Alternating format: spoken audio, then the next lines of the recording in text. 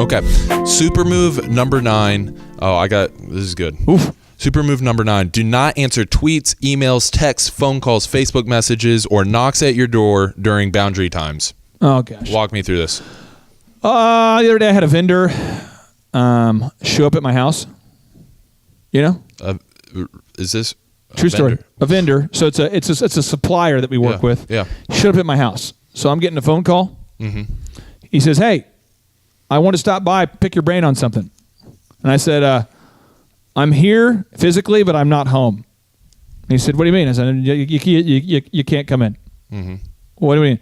"I'm home. I'm not here. Like, I'm home, but I'm not home, like, able to be met right now. You can't come in here. But I know you're in there. I'm not coming out." I do it all the time. Well, I'm not going to do it. I just won't. Used to be do it all the time in the office. Like, I'm just like, "Hey, I'm physically not here. Stop talking to me." Because I have boundaries that I have to set up, and everyone has to do that. I mean, we live in a world now where with text and email and tweets and Facebook, it never ends. If we log on to my account right now on LinkedIn, I guarantee you there's over 100 actionable items that have happened since yesterday morning, for sure. In 24 hours, and then somebody in my office, you've been in those meetings, they'll go, "I was on your LinkedIn and there's been like 400 messages. You need to respond to those." Mm-hmm. No, I don't. Until you make more money than me, quit telling me what I need to do with my time. Seriously, because everyone's, "Hey, there's a box outside of the building. There's a box. And you need to help figure out where it goes." No, I don't. It's not on my to-do list. You have to say no. You got to be comfortable with saying no to things. You have to do it. Sure. So that goes back to the root point of being proactive, planning your day at the very beginning of your day. Bam. And then not being reactive to all that stuff throughout the day. I've been really diligently trying to practice this. I've been learning from you. Let me ask this: if you're this is an ethical question for thrivers to ask themselves. Okay. This happened to me the other day. If somebody you're close to is having a divorce, mm-hmm. and it's happening during the middle of the workday, should you stop everything and meet with them because they're dramatic? Should you? I mean, if somebody who doesn't work in your building, they don't work in your building, okay? They don't work in your building. They might or might not be related to you. They don't work in the building. They do not work in your building. They are not an essential employee. They're just somebody you care about, and they decide to have a divorce in the middle of the day. Do you need to stop your day and talk to them? Mm-hmm. I believe no.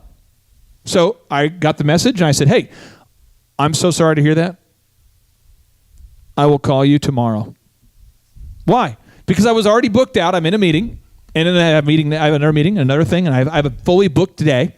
Mm-hmm. And at night, I'm going to spend time with my kids. I'm not going to spend my night on the phone playing like Judge Judy or Therapist or Dr. Phil or Judge Wapner. Or I'm not going to do that. I'm not going to play referee. I'm not going to do that. I only live one time. And so if somebody's chosen to have a divorce, I'm sorry about it, but I'm not going to schedule and derail my day because I know too many people, Marshall. Sure. And too many people call me all the time with people, you see my inbox, bro. Sure. Hundreds of people. "Hey, I've got an idea. Can you meet for lunch?" If I did that, I would seriously be 706 pounds and I would have nothing done. I would just be in lunch endlessly if I said yes to everything. If I said yes to even 10% of everything. Highlight of my week. I've been trying to practice this as you've encouraged me to do. Okay.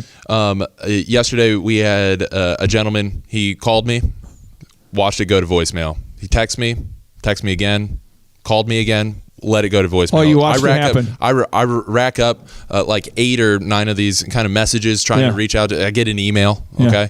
Well, finally, about just before we leave in the day, he walks up to my desk and he goes, "Man, you are just the hardest person to get a hold of." I go, "Yes." Yeah, that's what you want. That was the biggest highlight. But throughout the day, I had got through like 3 pages of the things that I need to get done. Absolutely. Because I wasn't constantly answering those phone calls. Absolutely. You've got to set those boundaries. I just want to be clear. Every business owner here, if you own a bakery, if you own a photography company, if you own a Jiffy Lube, you have to be accessible to, like, if a customer comes in and goes, "Hey, I want to get my oil changed." Yeah. You need to be accessible because that's what you're doing. That's how you make your money. Sure. But that doesn't mean just your company needs to be accessible. Sure. But you have to set boundaries. You have to do it.